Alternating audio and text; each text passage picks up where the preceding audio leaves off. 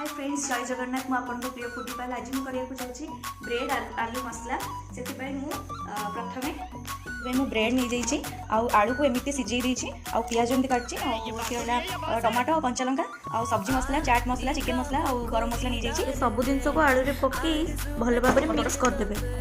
Mix होला मुझे brown bread नहीं आप चाहिए नॉर्मल ब्रेड नहीं पारे प्रिपेयर न हो ये खाई जाऊँ रेडी हो गला गैस लगेगा मसला ब्रेड को नहीं किसी समय सेकिबा को रखिबा एमती लौटे देबे। आलू मसला ब्रेड को चिली सॉस और टमाटो सॉस सहित सर्व करी खांतु। ये रेसिपीटा आपको भल लगे तो घर निश्चित बनैकी खांतु आ जनातु कमेंट रे केमती लगिला। मो वीडियो को लाइक कमेंट शेयर और मो चैनल को सब्सक्राइब कर दिंतु। रहउची जय जगन्नाथ।